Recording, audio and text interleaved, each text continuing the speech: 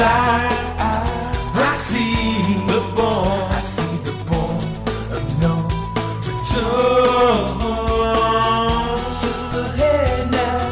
Sister, hey now, can't you see we're rushing for the end? I see the point of no return. Now see the point of no return. It's just Well, good evening, everybody. It's Tuesday again. It's December now. We're in the last month of 2014, December 2nd.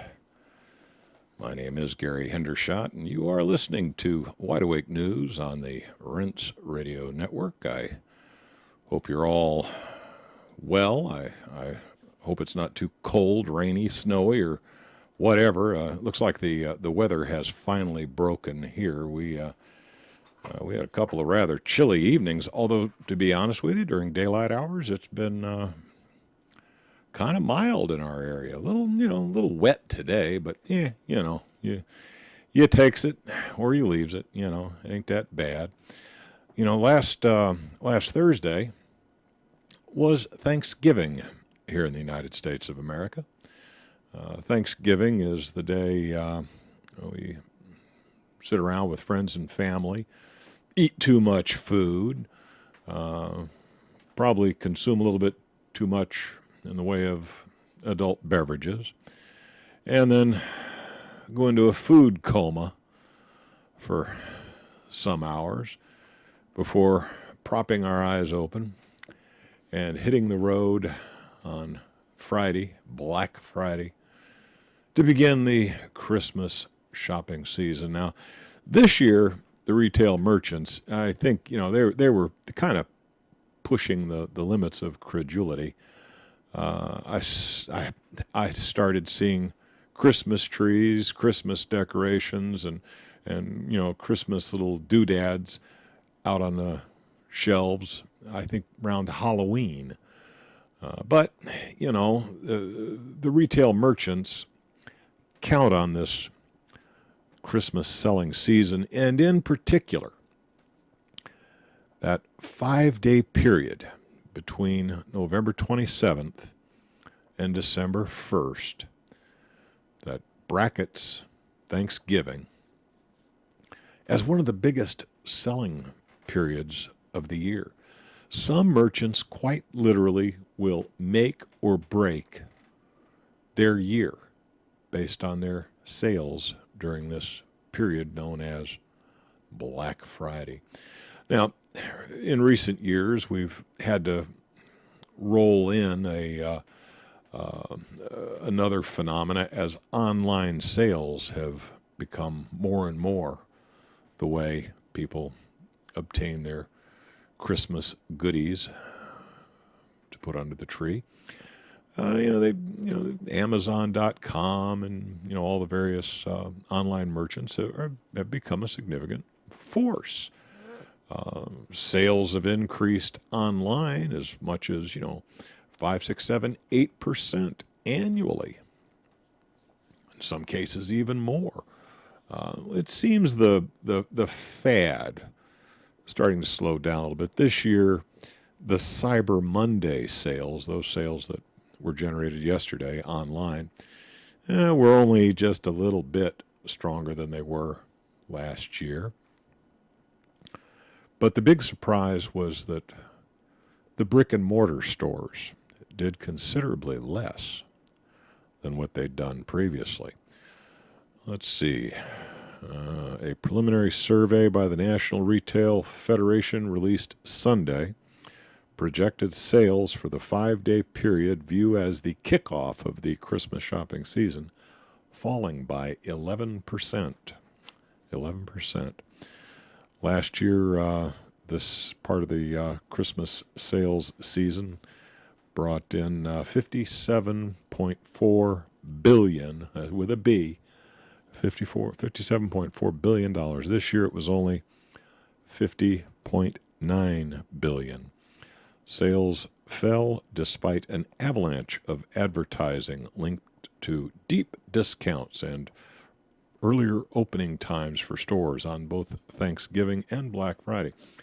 Historically, all the retail merchants were closed on Thanksgiving, and it's only fair because, folks who work in retail, they're entitled to a day off every now and then too, Of course, I come from a period in time when we used to have what was called blue laws here in Virginia, where very few stores were open on Sundays. It was most unusual. And if you were a store that was open on Sunday, you were restricted by local ordinances as far as what you could sell. You could sell certain things, you couldn't sell other things. It was those were, I don't know, simpler days, I guess. These days, the retailers are open 7 days a week. Some of them are open, ridiculously long hours. And this year, a lot of stores opened up on Thanksgiving Day, trying to get a little bit of a jump on their competition for their share of that opening Christmas season. Well, with sales down, folks are looking for excuses or trying to spin it in such a way that, wouldn't sound so disappointing. Then again, you got retailers like Sears talking about closing stores and potentially laying off as many as 8,000 or 9,000 people. See, those of you out there who have not had any intimate experience, maybe never worked in retail, it's easy for you to say, they get what they deserve, they charge too much for the stuff, all the stuff they got is cheap Chinese crap, I wouldn't buy it anyway. But, when you look at it from 50,000 feet, you got to remember that, the retail industry employs a lot of people. Now, yeah, I understand. These are not the best paying jobs in town, but for a lot of people who are looking for entry-level employment or people that don't have the skills to get better paying professional type jobs, this puts kind of a safety net under them, at least gives them something useful to do where they can earn some money. But now with retail sales, spinning around in the bottom of the toilet, we're starting to see, instead of additional hiring for the Christmas season, we're starting to see people getting pink slips, which could exacerbate our rather fragile economy. But, as you look at it, people who look at these things, trying to put a happy spin on it, they don't want to admit that the reason you did not go out on Black Friday and plop down your credit card and go even deeper in debt, they're saying things like, well, the American consumer is more cagey today. They're not fooled by the advertising, and they're going to wait a little while, maybe until just before Christmas, thinking that the retailers will be so desperate that the deals will be even better. That's how they're spinning it, to put a smiley face on the fact that the opening bell of the Christmas sales season was really, really kind of disappointing. What they're not telling us is that in today's America, 39% of workers earn less than $20,000. 52% earn less than $30,000. 63% earn less than $40,000 per year. And a whopping 72%, almost 3/4 of the people in the United States of America, make less than $50,000 a year.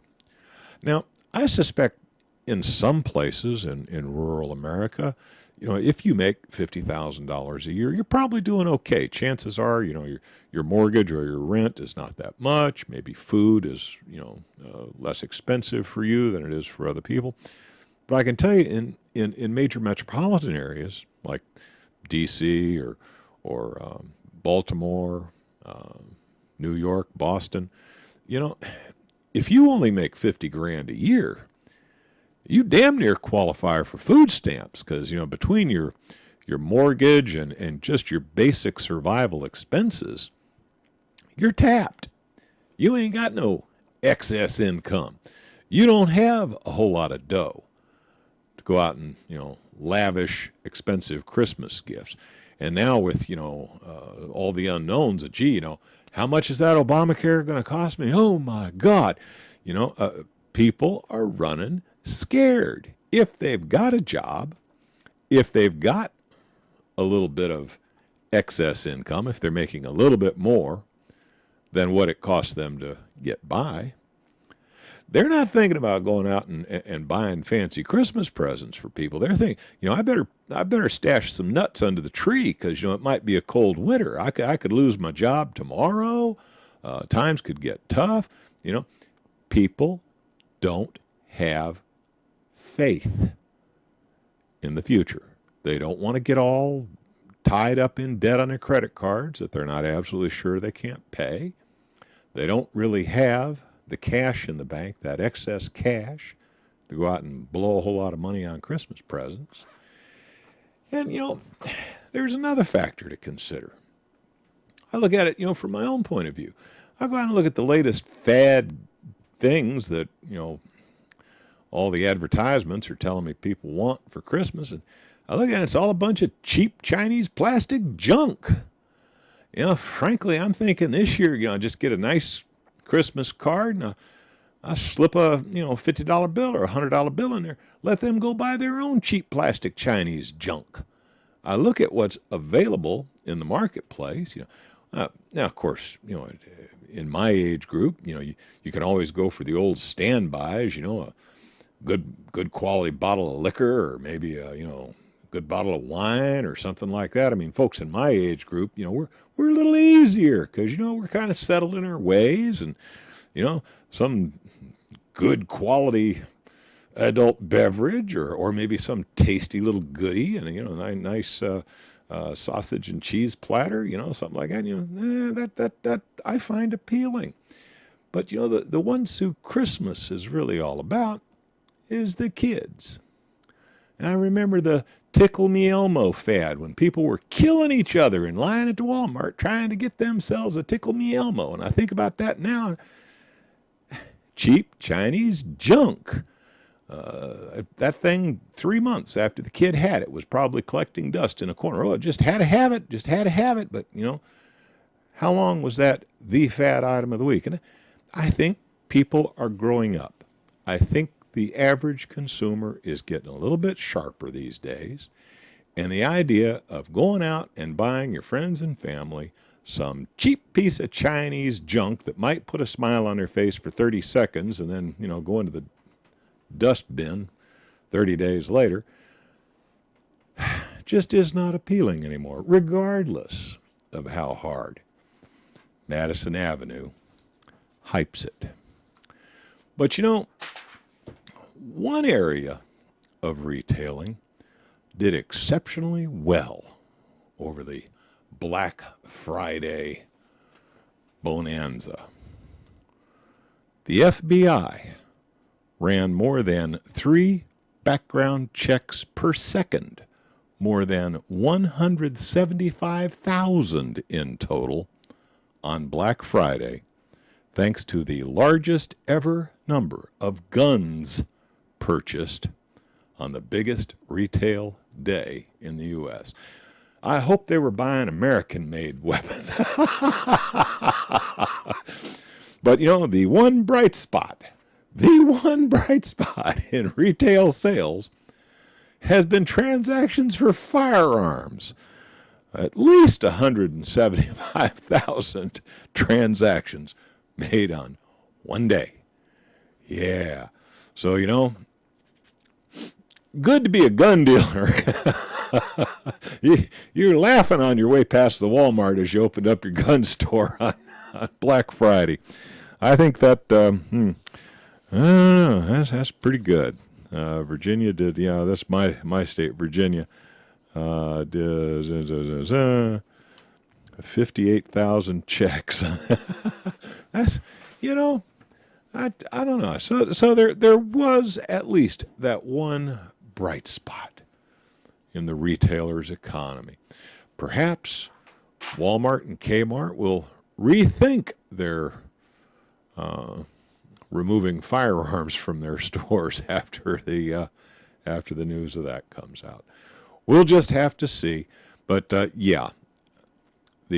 Christmas sales season so far has not shown them much. Yeah, I've got folks in the chat room saying they bought themselves a tank of gas on Black Friday. Actually, though, gas prices right now, most places here in the United States are down a bit. As a matter of fact, some have seen gasoline prices down around $2.50-ish a gallon. Still a little over $3 a gallon here where I am, but gasoline prices are some say that the reason gas prices have been artificially pushed down is to make people feel more prosperous. Get them used to the idea that gas is only $3 a gallon instead of closing in on $4, and they'll think they're rich, and they'll go out and they'll spend their, momentary windfall, buying Christmas goodies, and then right after Christmas we'll jack the price of the gasoline up. Well, I haven't even had a chance to pay their MasterCard yet, and we'll get them. Gee, they're still not buying stuff. Doggone it anyway. Others say the reason gas prices are down a little bit is because the United States and Saudi Arabia and some of the other OPEC nations have kind of gotten together and they're producing a lot more crude oil right now than they normally do.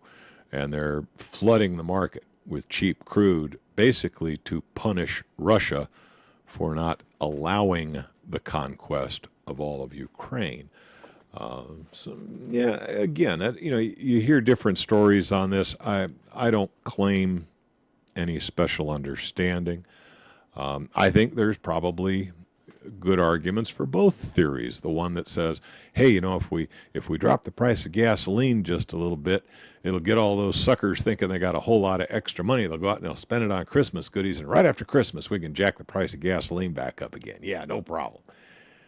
Then there's the other argument where they definitely want to get even with Russia. They want to punish Russia for not just rolling over and playing dead as the Western powers conquered Ukraine, installed their own puppet government in there. They're not real happy that they did not get Crimea. They're not real happy that Ukraine right now is partitioned between an eastern and a western section. That does not please many of the uppers in U.S. government and finance. So, any way that they could punish Russia.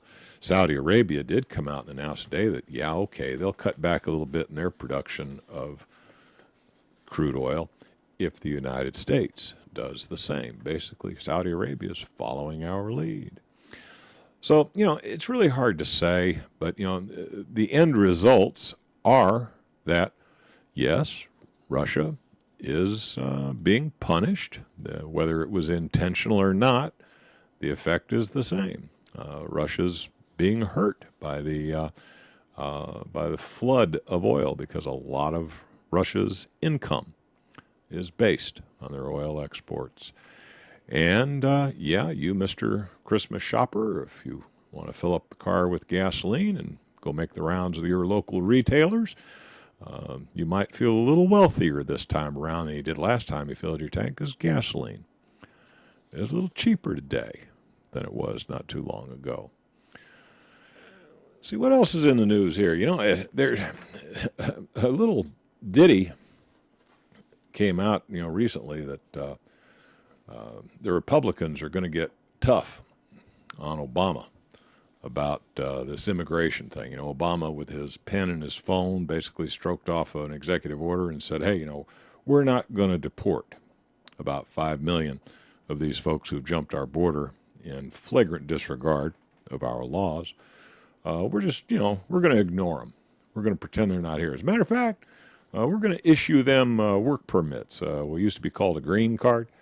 We're going to give them, temporary ID, temporary residency, so that, they can find their way to the American dream. I think we're going to have a commercial coming up here in about 10 seconds. But in any case, the Republicans are scratching their heads trying to think, okay, how are we going to punish Obama for this flagrant disregard of the separation of powers? How are we going to stick it to him? And one of the things they're talking about doing is playing with the funds. The Congress does hold the purse strings. I'm hearing that music in the background. That means it's time for me to slide out of here for a few minutes. We're going to talk a little bit more about this, how Boehner and Obama and immigration just might play out. You hang in there. We'll be right back.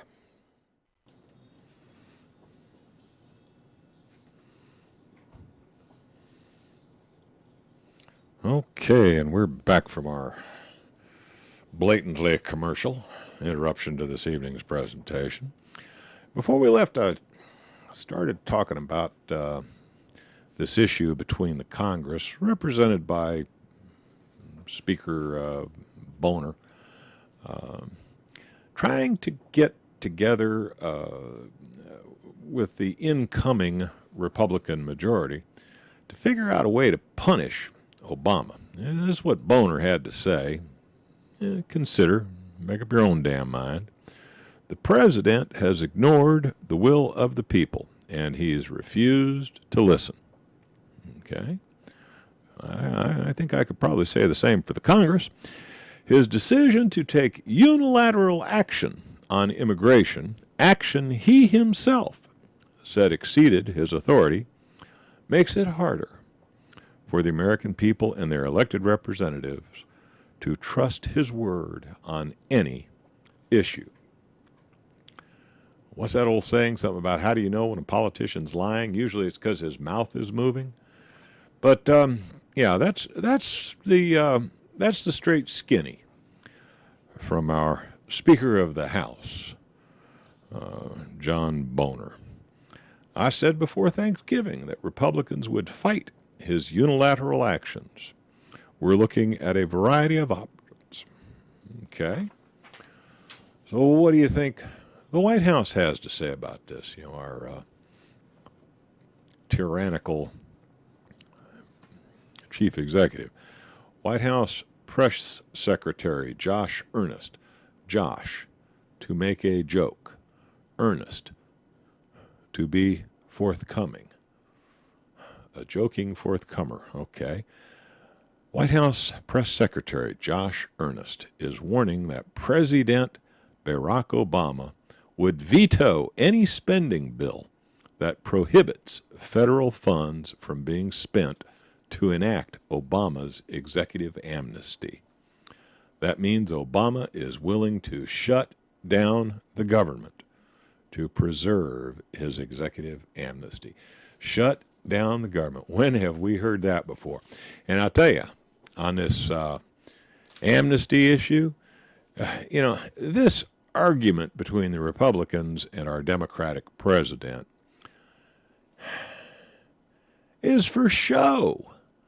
I mean, the Republicans had the White House and had control of both houses of Congress for about 12 years there, where they could, if they had really wanted to, do something about immigration.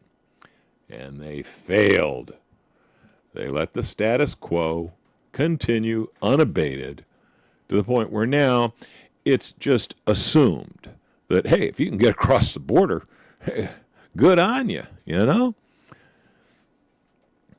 And shutting down the government. I mean, the last time they did this, it was all a big where it was all blamed on the Congress. The Congress did it. Okay, so this time they take turns. This time the president will do it. Everybody, well, see, he's a lame duck anyway. He don't care. People are going to get all pissed. You shut down the government. What that means is that a lot of government employees are going to get paid vacations. Shutting down the government has proven to mean that a lot of government employees get to hang out at home watching daytime TV. But when it's all over with, Uncle Sugar gives him a little pat on the butt and writes him a check. And you get to pay for it. What do you think of that? Huh? Look, you're going to have to consider these arguments. And just, as with all things, make up your own damn mind.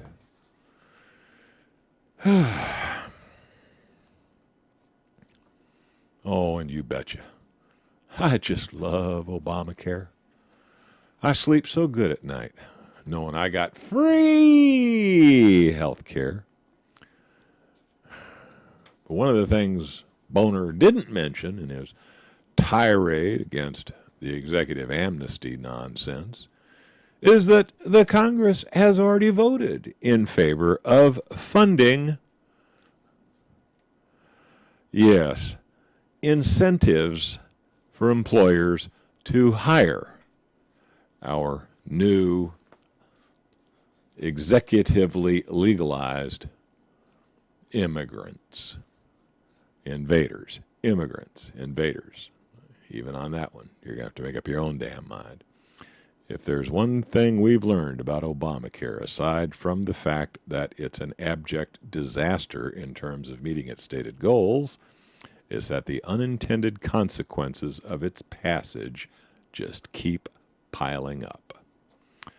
Today we learned that the law actually incentivizes corporations to hire the millions of illegals who are currently enjoying Obama's unconstitutional amnesty order, instead of hiring actual legal U.S. citizens. In fact, under the Affordable Care Act, companies who hire an amnestied illegal can dodge a $3,000 penalty that they would have had to pay if they'd hired a real U.S. citizen. So not only has Obama, with the stroke of a pen, legalized at least 5 million. They're admitting 5 million. Now, some of the doom and gloomers out there are saying he may have, just with the stroke of a pen, legalized 15 million. We don't know. We will probably never get the straight skinny. We're gonna hear these two diametric we're gonna hear the representatives of the status quo say, "Oh, it's only 5 million," and then we're gonna hear the doom and gloomers say, "No, it's 15 million. It's 15 million, and they each get to bring in 5 of their kin. So by the time we're finished, it's gonna be 50 million." We're gonna hear a lot of that. Chances are it's somewhere in between. Needless to say, it's a lot of new people who are going to come here with expectations of a job, a place to live, clothes, food, water, a car, is going to put a significant strain on our already rather fragile economy. And on top of that, you, as an American citizen, will now have to compete with these new amnestied immigrants for what few jobs are out there, and you carry the disadvantage of not qualifying for a $3,000 tax goodie from Uncle Sugar that can only be obtained if they hire one of these new amnestied illegals. What do you think of that? Is that what you voted them in for? Is that what you thought you were going to get? Yeah, that rate's right up there on the old BS meter. The BS meter right now is pegged. It might not have been what you voted for, but that is what you got. Talking about doom and gloomers, a report has just come out that Social Security, we all knew that Social Security was a little on the edge. Remember, back in the day when, Clinton was going to put that Social Security trust fund in a lockbox? Yeah. he raided the lockbox and put a bunch of treasury notes in there, with a long-term maturity at a very low interest rate, not even keeping up with inflation. But that's okay. Everybody thought that we'd be all right with Social Security maybe through 2058, 2060, just barely make it to that point. Well, now it's looking like they guessed wrong. If these trends continue, the program will become insolvent in 2024. So, we thought we had Social Security pretty much financed at least until 2058. They were going to have to work something out to put it in the rights by then. Now we come to find out even that was phony baloney. I'm hearing the music. I got to step out of here, Wally.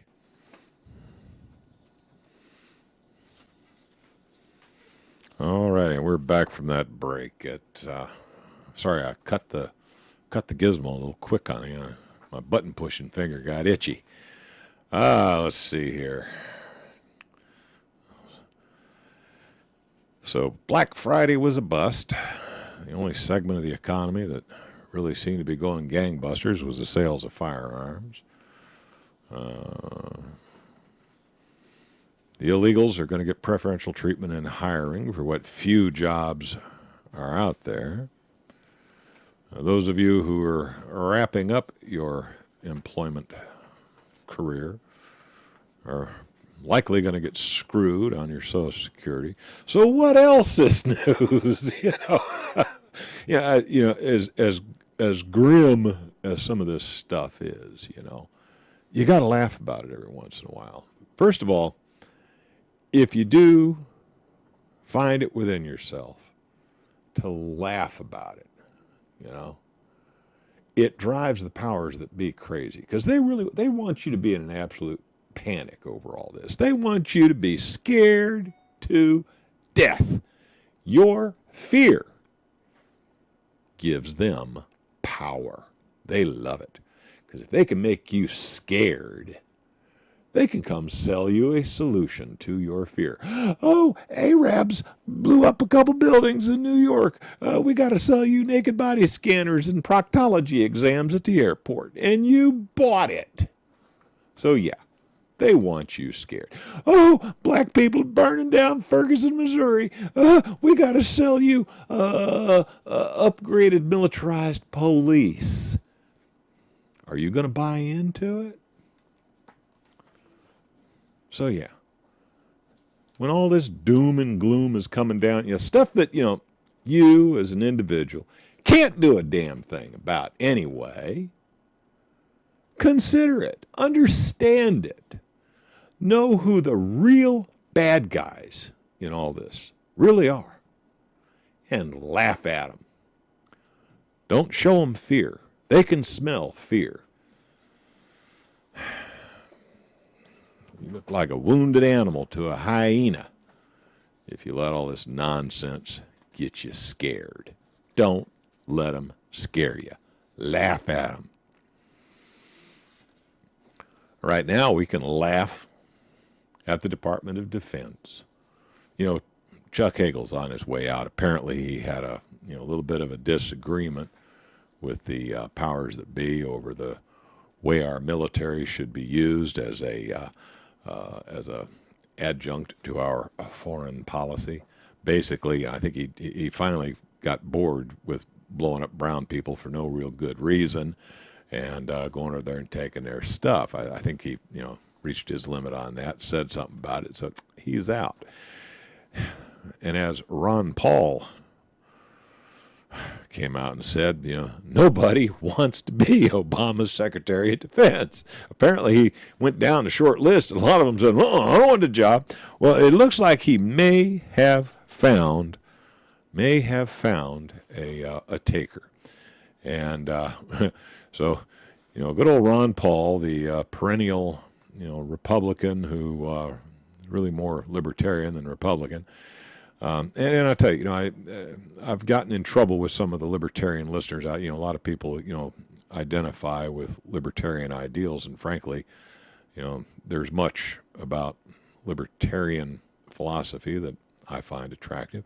But even the libertarians don't seem to want to do anything about this so-called immigration issue, which from my point of view is just a simple matter of, are you a sovereign nation? Are you entitled to borders that you protect? Do you have a right to determine who immigrates into your country?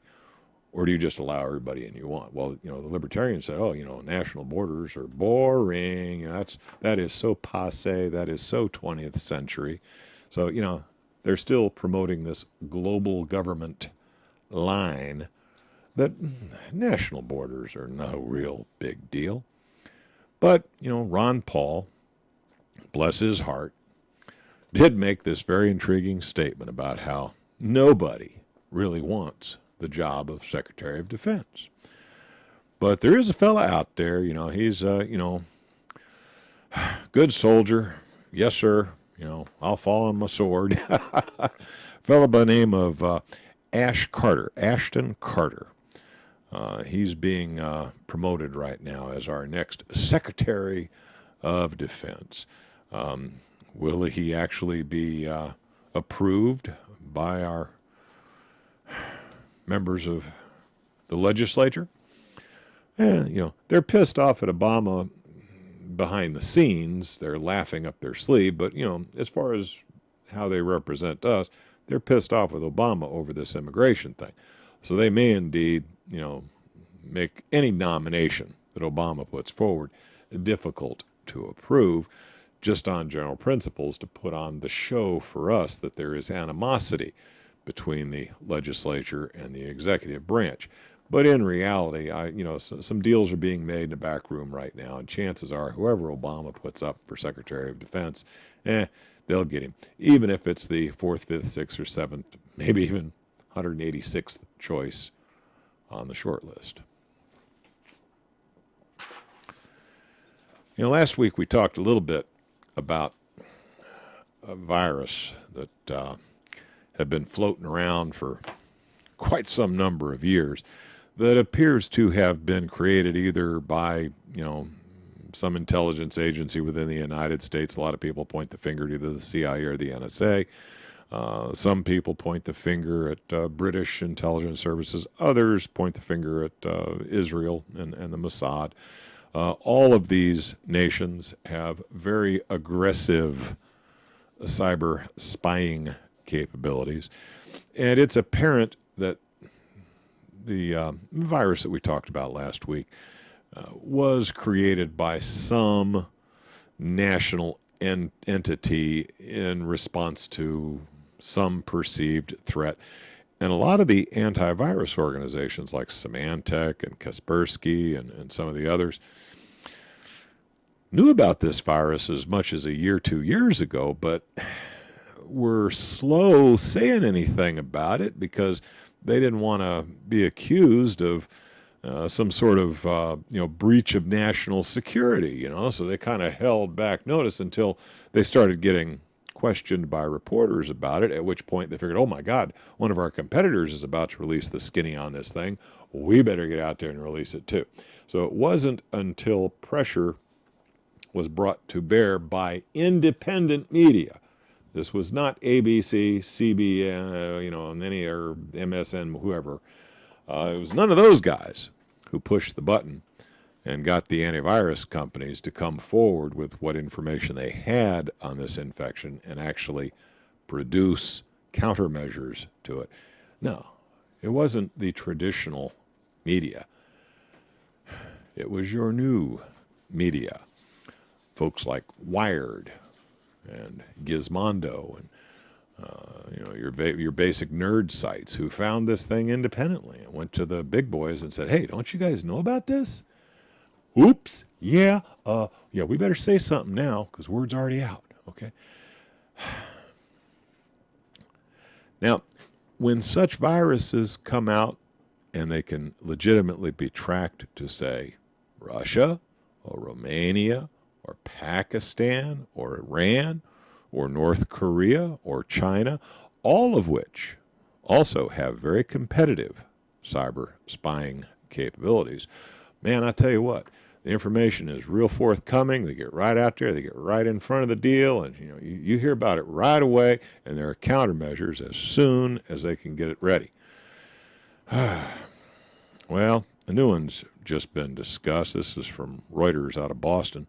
Security researchers say they have uncovered a cyber espionage ring focused on stealing corporate secrets for the purpose of gaming the stock market in an operation that has compromised sensitive data about dozens of publicly held companies. The big one that came out was that Sony got breached, and they got all the executive compensation packages and a lot of medical information and personal employment information and stuff like that. Basically, they got into the HR computer. They know what all the big executives within Sony make and all that good stuff. Okay, cool. That's interesting information. But the fact of the matter is, the information that this so-called cyber terrorist ring managed to gain access to is the same type of information that big investment houses like Goldman Sachs and J.P. Morgan, it's the same type of information that those boys have easy and ready access to. They have been using this information to game the stock market for decades. But now that some guys with pocket pen protectors and broken glasses have figured out how to get this information and game the stock market, that is terrorism. So see, if Goldman Sachs does it or J.P. Morgan does it, well, what's good for Goldman Sachs is good for the USA, right?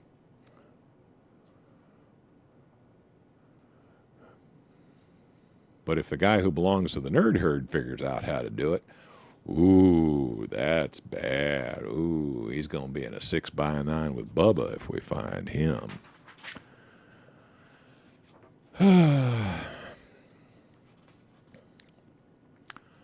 Protests in Mexico. I don't know if any of you are aware of this or following it, but people in Mexico are pissed. Their militarized police recently murdered perhaps 43 students. Just over the weekend, 10 more mass graves were reportedly found. The search for the 43 students still continues. Mexico's militarized police probably has about a 10-year jump on our own. It looks at this point as if the police in Mexico may be working hand in hand with some of the drug cartels. It's really hard to say, but some say that these 43 students were captured by the police, arrested, if you will, and then by the police turned over to drug cartel members, after which they were never seen again. Mexicans are pissed. They're in the street in big numbers, thousands of people at a time protesting. Will it bring down the government of Mexico? As we've seen similar protests bring down governments in nations that were targets of Western interests. That one we'll just have to wait and see. There are also I was going to talk a little bit about what's going on in Hong Kong, but I'm hearing the music come up, so it looks like I've done my share of barking at the moon for this week. Hey, thanks a lot for listening. Hope everybody has a good week, and you betcha, we'll be back next week, and we will do it again. Good night, all.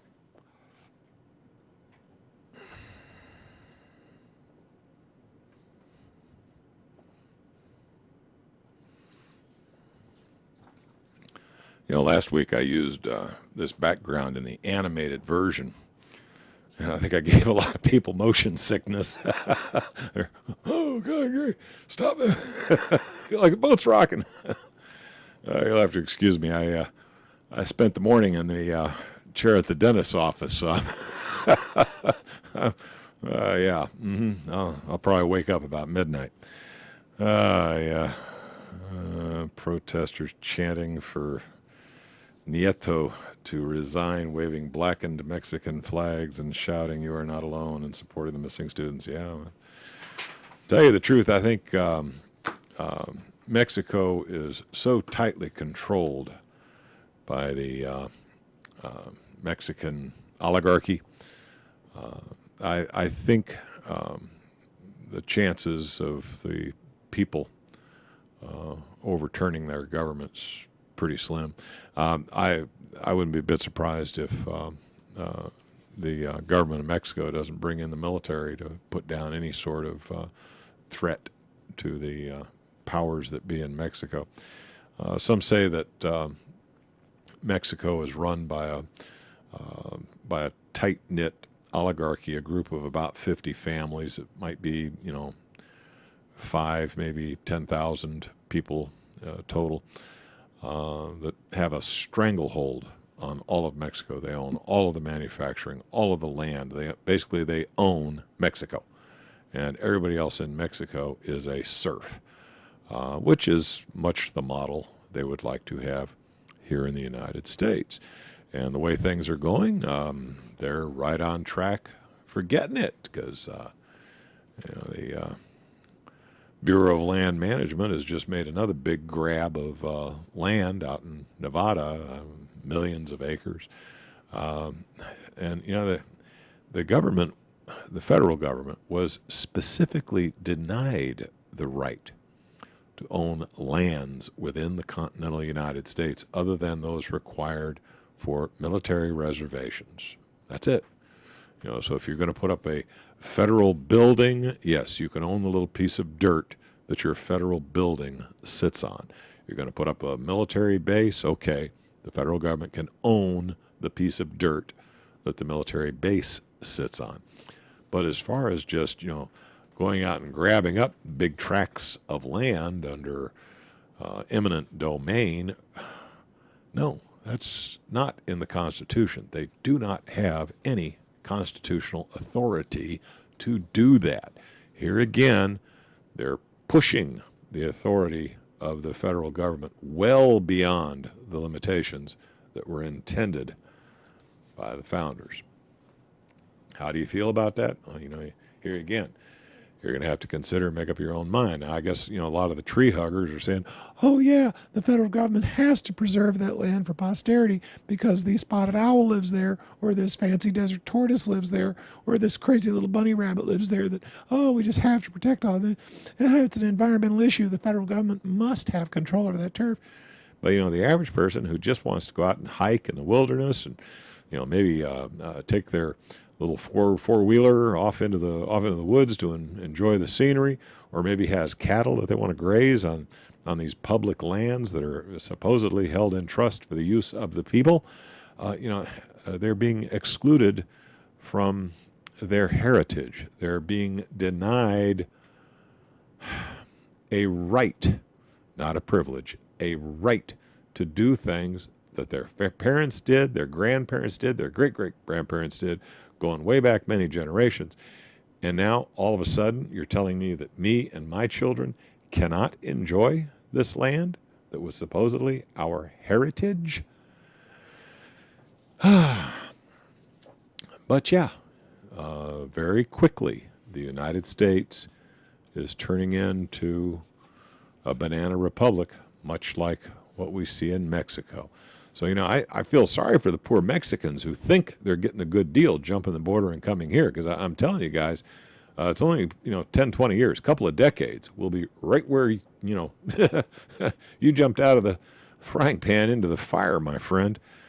Hong Kong, I did want to touch on this one. 3 leaders of the pro-democracy protests that have occupied Hong Kong for the past 2 months have announced that they plan to surrender to police on Wednesday. That'll be tomorrow, amid escalating confrontations between protesters and police. We founded the Occupy Central with Love and Peace movement, asked protesters to retreat, and stated that they would bear the legal consequences for the demonstrations. For the sake of the occupiers' safety, for the sake of our original intention of love and peace, we prepare to surrender. So basically, the Chinese military has won against a sustained 2-month-long protest in Hong Kong. Basically, it was just getting too bloody. Too many people were disappearing, getting beat up, bloodied, and brutalized. And of course, those who like the idea of a police state here in the United States are just wringing their hands saying, how do we get to do that here? How do we get to do that here? Oh, boy.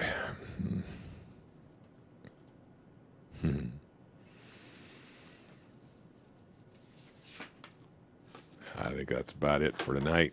I had a couple more, but they were backup articles just in case I had some extra time at stuff that we've already talked about in previous episodes. So at this time, I will put it to the audience. See, it's Wednesday there already, yeah. The South Americans as the new slaves to the system. To exercise exclusive legislation in all cases whatsoever, yeah. All right, to the audience. What did I miss? What big items in the news did I fail to report on? The civil forfeiture.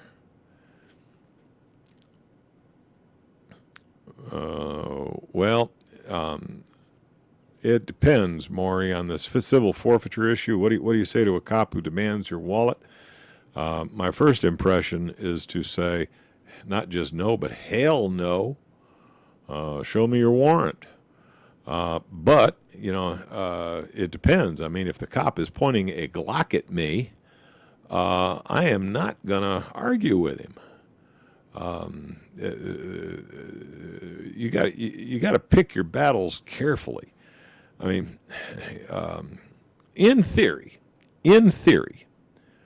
going back to common law, going back to the Magna Carta, you have a right to free passage, unhindered.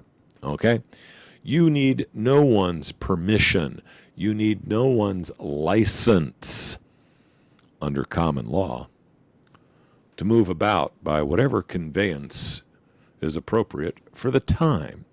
Now, when these laws were written, the most common methods of transport were by ox cart, horse, or boat.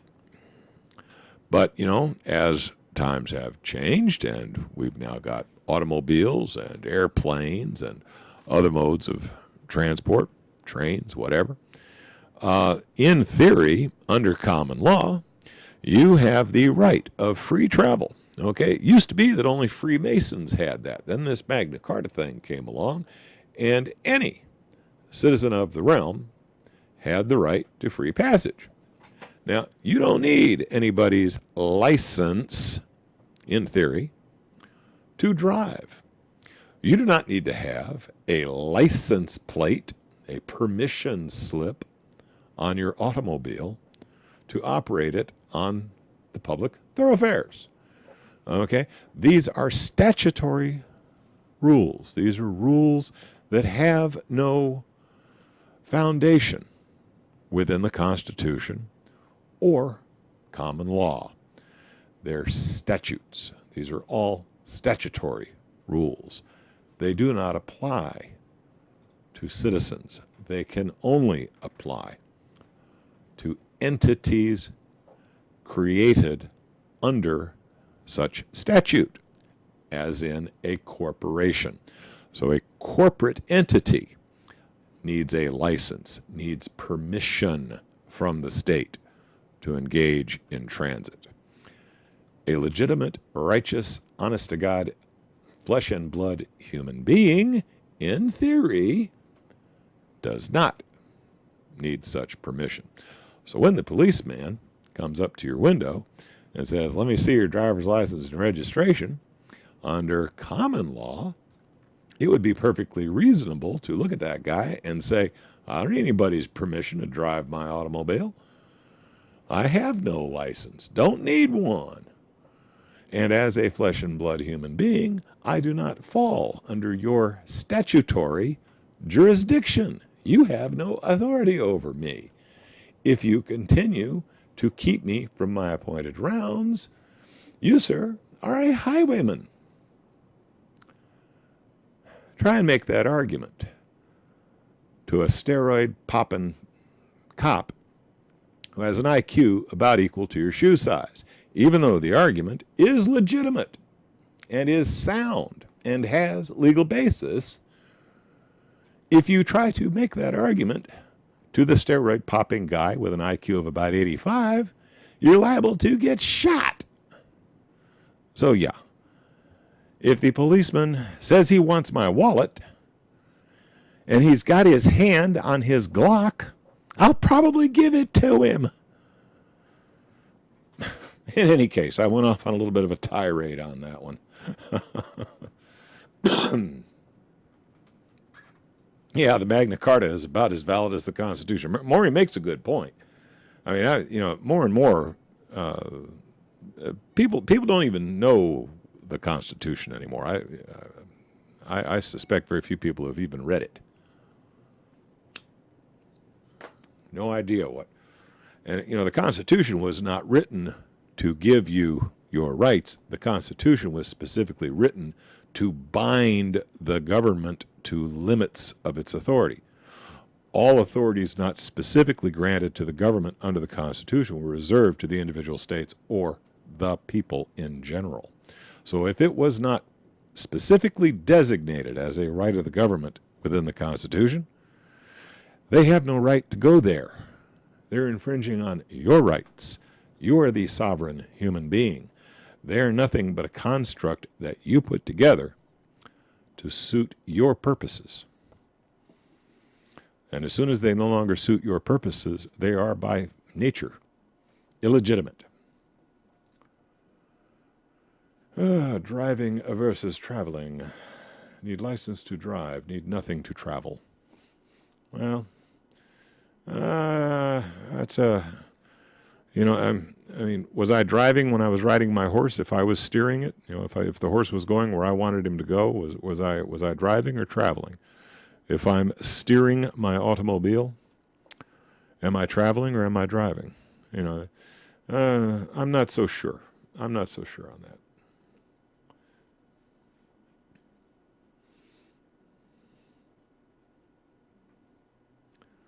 Well, I've been beat up by a cop. I've been beat up by cops more than once. What else did I miss in the news, guys? This civil forfeiture issue. That will come up again. Usually, I have to look for truly egregious incidences, but it happens every day. I mean, it's happening every day. I mean, there are a lot of police departments who consider that, a legitimate source of revenue for their departments. They fund their departments using these civil forfeiture laws. Say when cars start driving themselves, that's just traveling. I don't need anybody's license to get into the thing. Okay, if you say so. I'm not so sure. The definition I've always subscribed to is that if my vehicle is for hire, if I'm engaged in commercial activities, then I need the state's permission to engage in those commercial activities.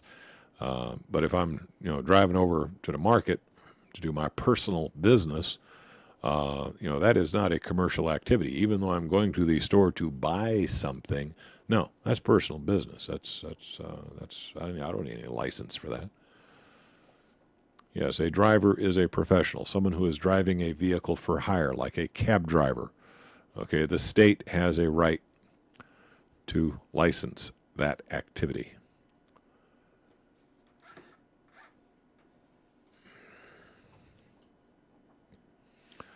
Yeah, well, lot of times they don't even, you know, what they do is if you do not cooperate with them on what they do on these civil forfeiture things, if you refuse to let them search your car,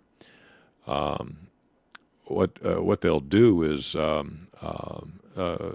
they'll call in the dogs and have the dog sniff your car, and the dog is very well trained, and if the person running the dog gives a certain signal, the dog will alert on your car. Well, as soon as the dog alerts on your car, then they have a suspicion that you're moving drugs. Okay, so now they can, bring in the SWAT team, and they pop open your car. At that point they don't need your permission to search your car anymore. They have evidence that a crime is being committed. They don't find any drugs, but they find your $2,000 of vacation money under the driver's seat or whatever. They don't even have to grab your wallet. They can search your automobile thoroughly and grab whatever the hell they want.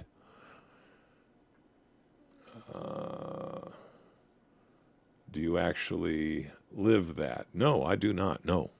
Let me make something perfectly clear. I have a valid Virginia driver's license. I have tags on my car. I overpay my taxes by roughly 10% every year. I walk such a fine line that they got nothing that they can push my buttons on, even under statutory law. Not because I believe it's the right thing to do. It's just that, like I said earlier, you must pick your battles very carefully. I've gone to the mat with the IRS. How many of you can say that? I went to the mat with the IRS and I lost. How many of you can say that? So, I have fought the big battles. Some of them I've won, some of them I've lost. I choose my battles carefully.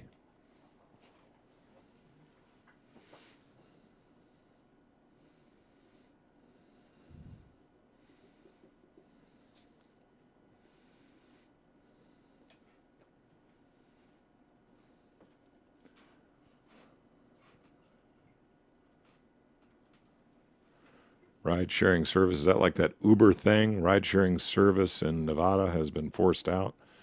That's like that Uber thing where you get on your cell phone and you use the Uber app and it sends a driver to pick you up and you negotiate a fee to take you where you want to go. Which in some ways, considering how nasty some of the cab drivers are and how much they charge, this Uber thing actually was sounding pretty good to me.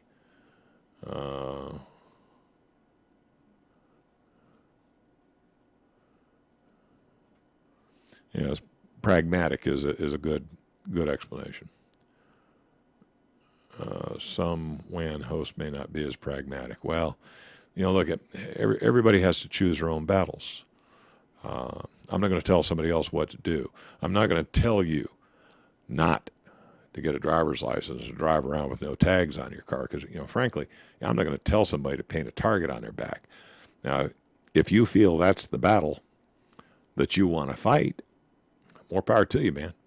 More power to you. But, there's other battles where I figure, I can be more effective. I can get more done. Frankly, that's a small issue in the big scheme of things. How many of you have moved all of your money out of banks? I'm working right now to get.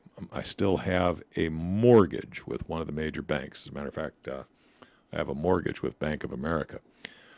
And even though it's going to cost me money, I'm going to get penalized.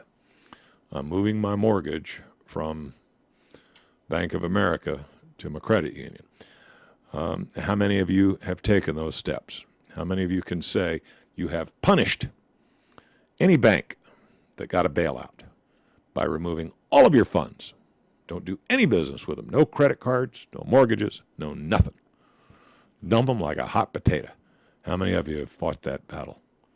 That's one you should be fighting, okay? I mean, you need to vote with your dollars, okay? That's the only vote that you have that counts anymore. And more, even that vote is being diluted. I mean, now the government has set a precedent. They can pass a law that says you will buy health insurance from somebody who gave a big campaign contribution, okay? So you will buy health insurance. You will open your wallet and you will buy a product whether you want it or not. Otherwise, the government is going to hit you with a stick. Now, how long before the government passes a law saying you will go see at least 4 Disney movies this year? Otherwise, we're going to hit you with a penalty.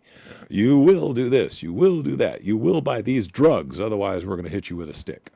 You know, how much longer is it going to be before they pull that stunt on us? Right now, you still have one vote that actually counts. That's when you open your wallet and buy something, okay? Vote with your dollar. And taking your money out of the banks is probably one of the best things you can do to punish those SOBs for being what they are.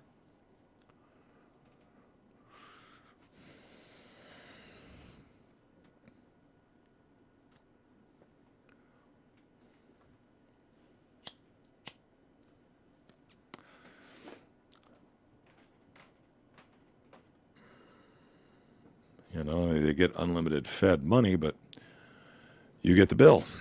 Isn't that cool? Isn't that cool how they've worked that out? That's really neat. I tell you, how to get away with robbing a bank. Own it. Did you see what's happened with gold and silver? All of a sudden they shot up. Usually gold and silver follow other commodities.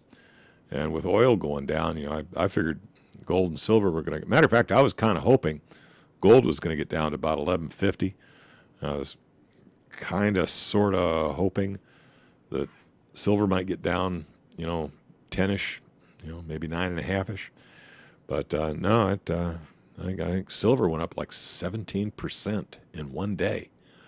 So, I don't know. I think if you're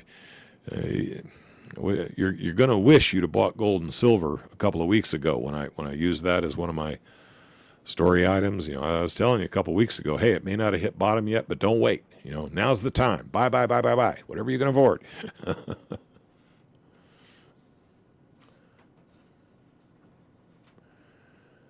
Did you ever consider health sharing plans? Not exactly, but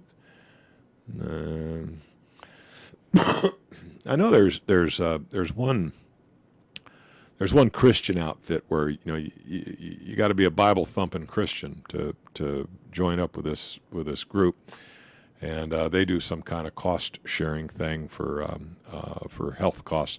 I mean, I've considered it. It's a possibility. Frankly, I have kind of a Muslim philosophy on health insurance. I think it's a form of gambling. I think insurance is a form of gambling. You're betting on a negative. When you buy health insurance, you're betting that you're going to get sick at some point and be able to claim back. The idea of health insurance if not for health insurance, medical costs would be significantly less. The reason medical costs have gone through the roof is because of this, third-party payer nonsense. If it was you, your doctor, and your wallet, or your pigs and chickens, I mean, there was a time where here, and it wasn't that long ago. I mean, we're talking within my lifetime. There were doctors out in the country who do whatever, man. If your cow got sick, they'd come work on your cow, okay? And for payment, they'd take pigs and chickens, or if Mama had made a really nice pie or some stew or something, compensation of that type was not uncommon within my lifetime, and that's not, I'm old, but I ain't that old, and 100 years ago, that was the norm. Okay. Even my own health care, I've always paid cash. Health insurance. Health insurance. I'm not convinced that that's the right way to finance health care. Don't know. I mean, I got a lot of socialists out there who just ream me out, telling me that nobody should ever have to pay for health care. Well, You know, what about the poor SOB that spent 12 years of his life learning that skill, has probably been doing it for 10 years. If he's got his own practice, or her, if he or her has his own or her own practice, chances are they've been doing it for 20 years or so. So you got 20 years investment in education. You got 20 years investment in learning your craft. What do you mean I should get his services for free? I don't give my services for free. So, you know, I don't know. I just don't know. I'm not sure how we can socialize the distribution of healthcare services and have it operate fairly. I mean, I still think that, you know, the idea of looking the doctor in the eye and say, hey, doc, you know, I need some of this. Can you fix me up? And he says, yeah, I can fix you up. And you say, how much is it going to cost me? He says X. Well, you know, doc, how about, you know, X minus 20%? Can we settle on a deal here? Or will you take a couple of pigs and chickens in trade? You know, I think that is probably the way it should be handled. But, you know, everybody seems to want something for nothing, or they want somebody else to pay for it. I'm tired of being that somebody else who has to pay for everything. All right?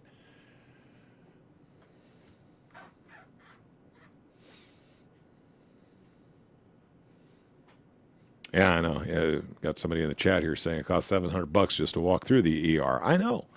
And, you know, it used to be an emergency room visit. I remember when I fell off from a motorcycle back in the early 70s.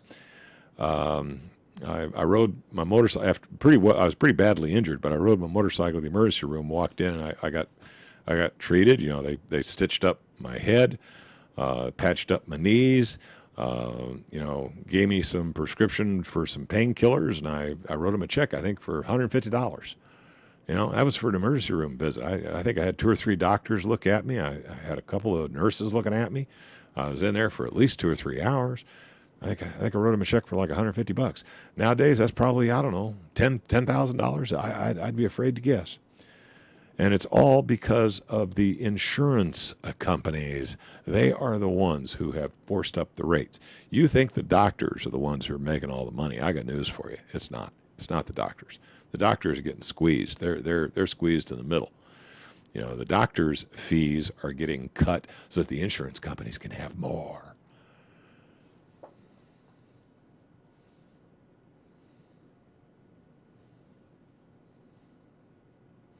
Yeah, that is a good joke. That's an old Henny Youngman joke. Yeah, I like that one.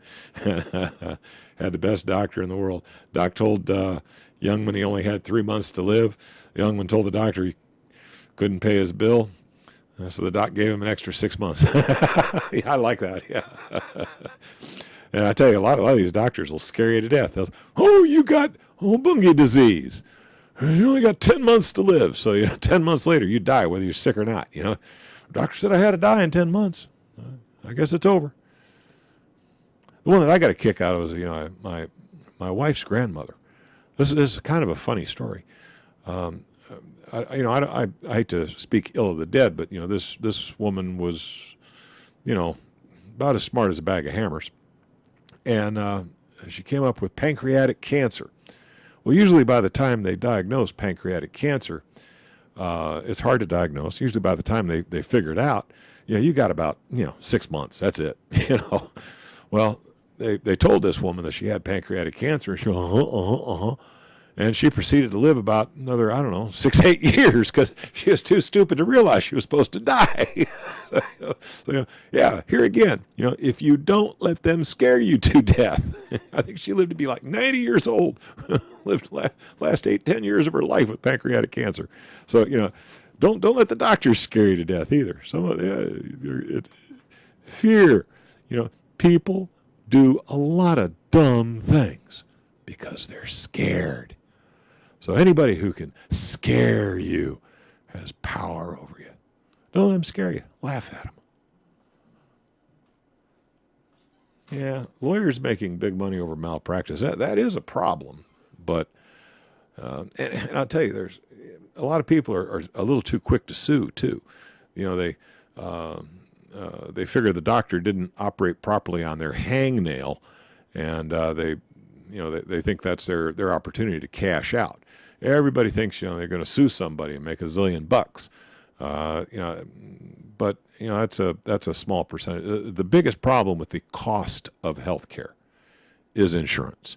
And now with the greedy sons of bitches in the insurance companies taking such a big slice, and now Uncle Sugar in there wanting his slice too, now you got two fat cats who can just vote themselves a raise anytime they want. You really think the doctors are the ones that are? No, doctors are getting screwed. The doctors are getting screwed. This Obamacare thing is going to really devalue a doctor, somebody who has a skill, has a professional skill, somebody who trained hard, worked hard to get that skill, thought they were at least entitled to a comfortable living. They're going to be driven down into, if they're lucky, upper middle class. They used to be, entitled to be what most would consider prosperous. Now they'll be lucky if they have upper middle class status. While the big executives with the insurance companies, they're going to get the mansions and the yachts that used to be reserved for the doctors.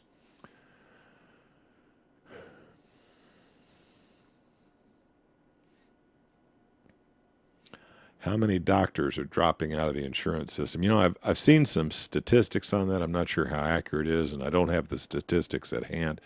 But I understand a lot of doctors are just, they're throwing the towel in. They're a lot of the ones who might have been, 5 or 10 years from retirement are looking at Obamacare, just shaking their head saying, that's it, I'm done. Let me sell my practice while it's still worth something, and, I'm going to retire to Bermuda, get the hell out of here. I know a lot of them, a lot of the old timers, the ones that have been doing it for a while, probably some of the best doctors we have here in the United States, they're either leaving the country or they're just flat retiring. They're selling their practices. They're trying to cash out while they still can. They're still youngsters coming up. They're but right now we do have a shortage of doctors in the United States because so many of the old timers have bailed on it. They've looked at it. They can see what's coming. They don't want to be involved in it anymore. They can't make a decent living. With all the rules and regs, they got to hire more people to fill out all the necessary paperwork so they can get paid. So, exact numbers, I really don't know. Believe it or not, I had an article that gave those numbers and gave those statistics, but I think it's been 6-9 months. I'd have to really do some significant research to try and find that article again. It's out there, though.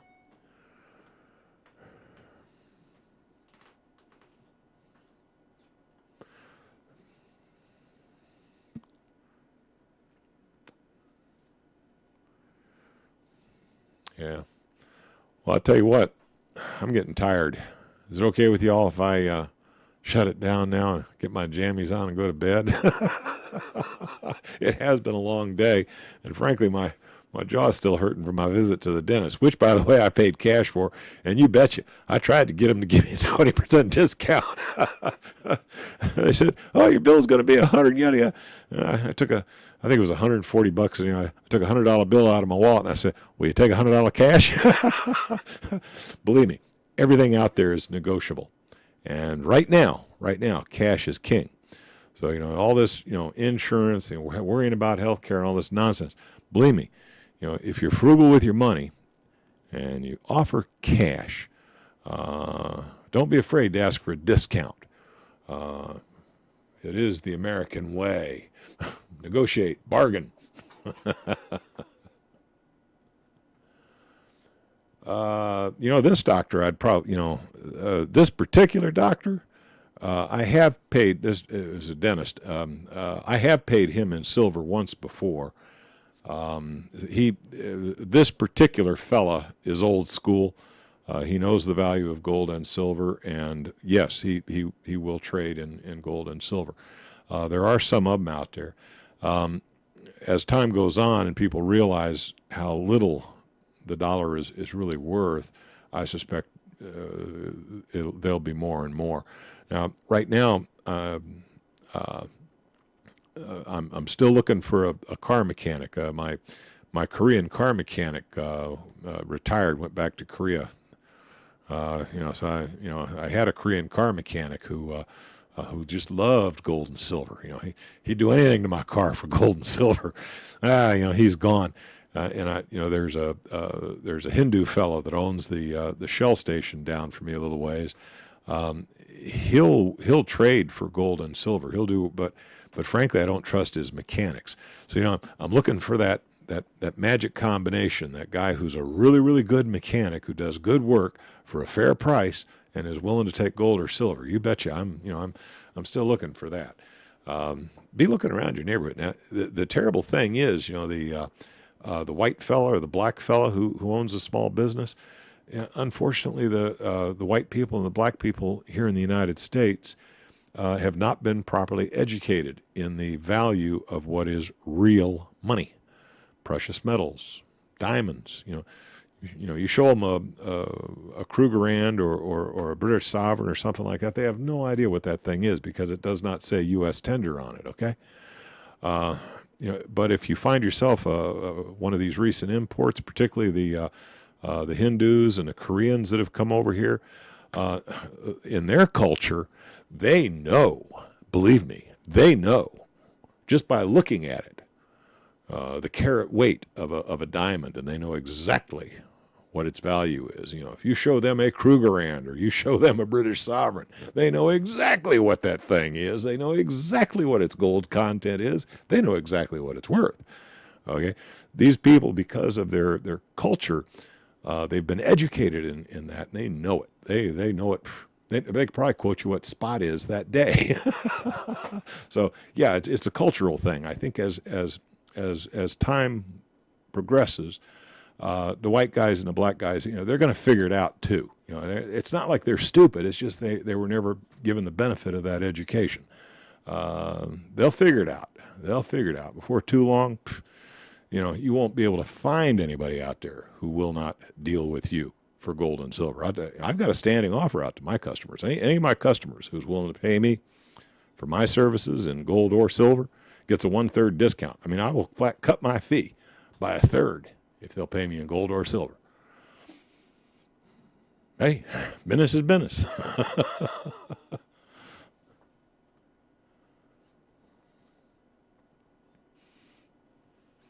All right, that's going to have to be it. I'm tired. I got to get out of here. I hope you all enjoyed tonight's presentation, and you betcha I will be back next week, and as always, we will do it again. Good night, everybody.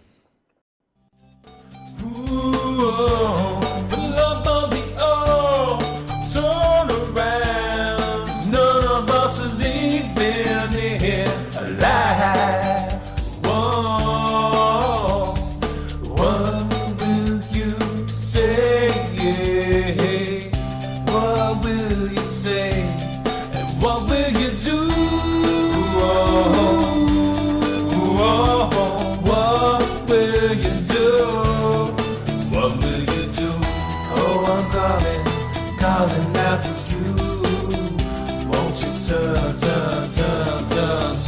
around? Oh, I'm calling out to you, won't you won't you turn around?